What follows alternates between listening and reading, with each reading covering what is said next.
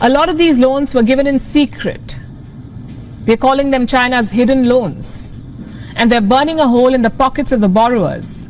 If China's economy collapses, these countries will all suffer. And that's just part of the problem. Hidden debt hurts all of these countries. Let me give you the example of Indonesia here. Indonesia wanted to build a railway line, so it borrowed money from China. It was a very bad idea. Indonesia is learning the hard way. It took $4.5 billion from China for this railway line. The project was launched in 2015. 6 years later, the cost of the project has shot up to well over $8 billion, from $4.5 to $8 billion, almost double of what was initially agreed. Now, what do? You cannot abandon the project midway. So Indonesia is dipping into its own state budget to pay for this railway line. And this could be just the beginning of its troubles. Most of the money Indonesia has borrowed from China is off the books. It is hidden debt. It is not reflected in official books. Officially, Indonesia owes China close to $5 billion. Unofficially, Indonesia reportedly owes China close to $23 billion. That's $18 billion of hidden debt. 78% of Indonesia's debt to China is hidden. Who took these loans? Indonesian government entities. And these are very risky borrowings. The loans were given without sovereign guarantees, meaning if the borrowers go bankrupt, the Indonesian government will face pressure to bail out. They will have to pay that money. It's a trap.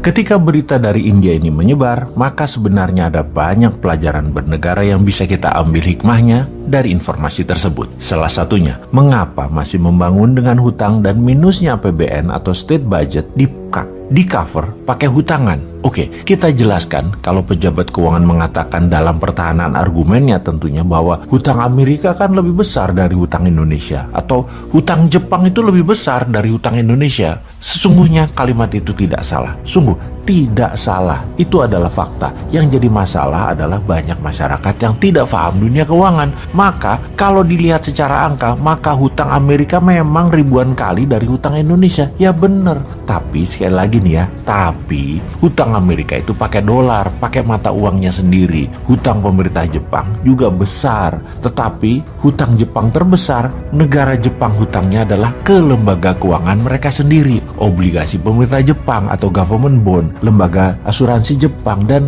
lain sebagainya, alias hutang mereka terbesar adalah dalam bentuk yen. Sementara hutang Indonesia adalah pakai mata uang asing, terutama dolar. Inilah mengapa kita harus mengubah cara bernegara di dalam nomenklatur keuangan negara. BI bukan lembaga tertinggi penerbit uang. Saat ini, masa pemerintah ngutang ke BI, jadi kesannya negara kurang uang. Sahabat, negara itu tidak pernah kekurangan rupiah. Harusnya BI yang pinjam ke negara. Jadi bukan surat hutang negara namanya, tapi surat hutang pemerintah atau government bond. Kalau sekarang negara ngutang ke BI, coba bayangkan, kok negara ngutang sih? Negara itu kaya. Oke lah, kita nanti detailkan pada saat New Mind pegang mandat. Kembali ke pemikiran negara harus ngutang jika APBN minus, juga dalam membangun harus berhutang, seperti kantor berita India laporkan tersebut. Kita berikan ilustrasi pakai bahasa sederhana, bahasa bisnis sehari-hari dari pengalaman pribadi. Tujuannya agar sahabat mengerti banyak sudut memahami bagaimana berhutang,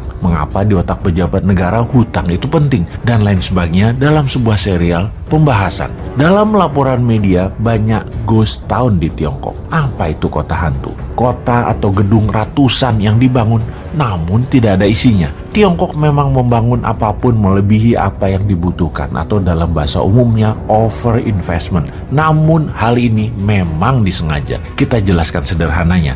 Mereka membangun rumah, pabrik besar-besaran.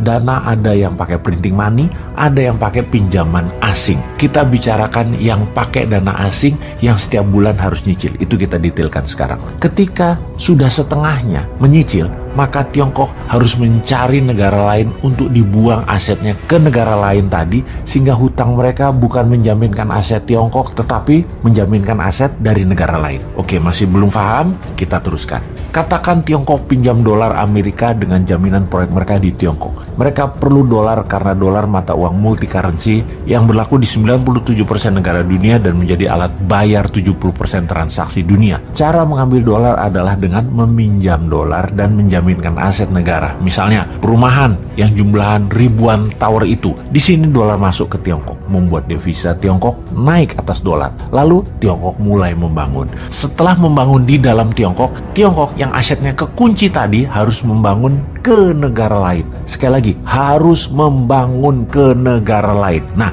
karena itu Tiongkok punya 3 cara untuk menaklukkan sebuah negara yang telah Bosman ulang-ulangi ceritanya berkali-kali. Setelah takluk, maka negara yang pejabatnya terbeli, medianya terbeli, dan politikusnya terbeli, mulailah dikendalikan negara tersebut. Disuruhnya membangun, dibangunin tepatnya, dan untuk proyek manapun harus bayar pakai dolar Amerika. Ini sebagai modal mereka bayar hutang dolar dan memenuhi kebutuhan dolar Tiongkok. Negara tersebut bahkan harus over investment. Katakanlah negara tersebut adalah Papua Nugini. Jalan tol, jembatan, rel kereta api keliling Papua Nugini, 3 lapis kalau perlu, pelabuhan udara, pelabuhan laut, bangun kota, pusat industri, dan pusat ekonomi, bahkan ibu kota kalau perlu dibangun baru. Jaminan dari negara Papua Nugini ini adalah aset yang sesungguhnya menjadi jaminan terhadap dolar, pinjaman yang Tiongkok awalnya meminjam dari Amerika atau dari negara lain. Jadi kalau diringkas, printing money proyek negara yang mengerjakan itu BUMN-nya Tiongkok.